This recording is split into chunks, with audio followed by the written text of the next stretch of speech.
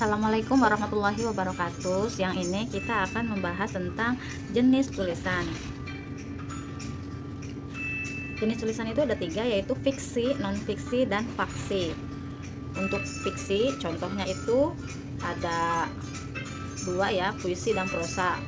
Puisi di buku seperti ini ya, nih ada puisi, ada tulisan. Puisi, ini salah satu puisi karya saya.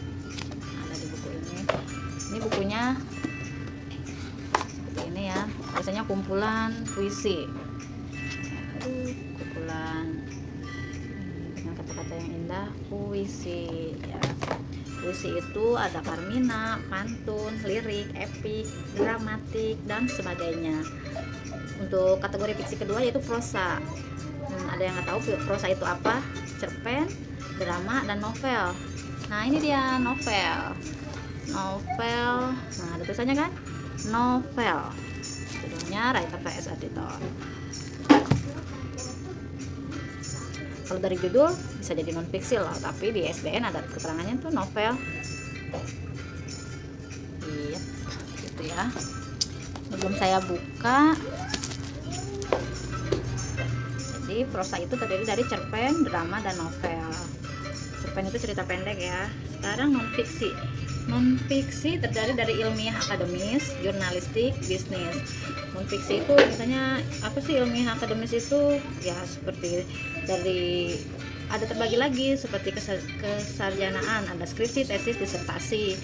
Ada didaktik yaitu handout, diktat, modul, buku sains ilmiah, populer, buku teks ya. Dan untuk yang ketiganya itu referensi, kamus, ensiklopedia, direktori, peta, atlas, serta yang terakhir laporan penelitian, makalah, artikel ilmiah, esai, dan ilmiah.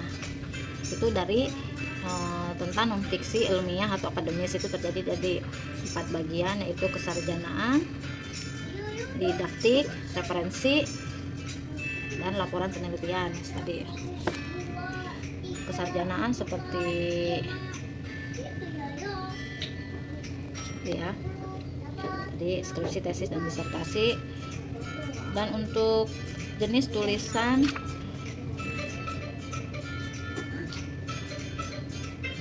non-fiksi yang kedua tentang jurnalistik, itu ada laporan berita, reportase, laporan mendalam, dan feature. Ulasan itu resensi, tajuk rencana, artikel, dan opini. Kalau non-fiksi bisnis itu ada kedinasan, kehumasan, pemasaran. Itu termasuk non-fiksi juga ya. Faksi, ini seperti perkawinan non-fiksi dan fiksi ya. Jadi ada apa saja sih di faksi itu, ada bisa pribadi atau catatan. Jadi ada biografi atau autobiografi, memoir, feature. Catatannya ada feature atau kisah nyata. Saya pernah baca bukunya dari menulislah sebelum menulis itu dilarang. Seperti ini ya.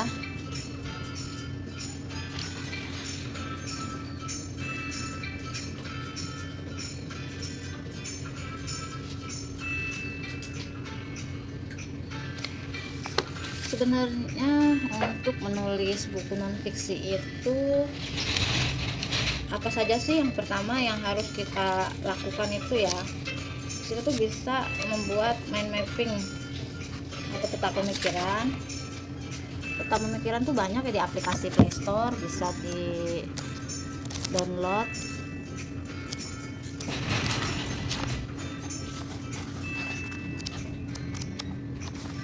Ini juga ada di buku jurnal penulis ya. Di buku ini juga personal branding ada juga yang membahas tentang teknik menulis, itu banyak sekali sebenarnya ya. Jadi kalau kita nggak tahu itu sepertinya ada sesuatu, berarti kita kurang baca, kurang cari referensi buku, terus kita bingung mau nulis apa. Seperti yang tadi untuk non-fiksi itu kita harus tahu nih, seperti ini kan bukunya self improvement. Terus untuk buku, nah ini buku teknik nih, ada dia itu di sininya tertulis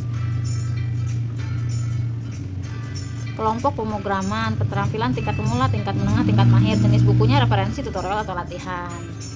Ini dia ya. Jadi jelas ya, kita mau menulis buku non fiksi, fiksi itu harus paham isi buku kita sendiri, mau novel, mau ini. Ada novel seperti Bidadari untuk Dewa itu termasuk faksi gitu ya. Jadi jangan sampai kita bikin buku tapi nggak ngerti fiksi atau non fiksinya.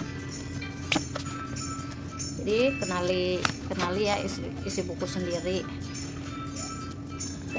Itu saja dari saya. Semoga bermanfaat untuk fiksi dan non fiksi.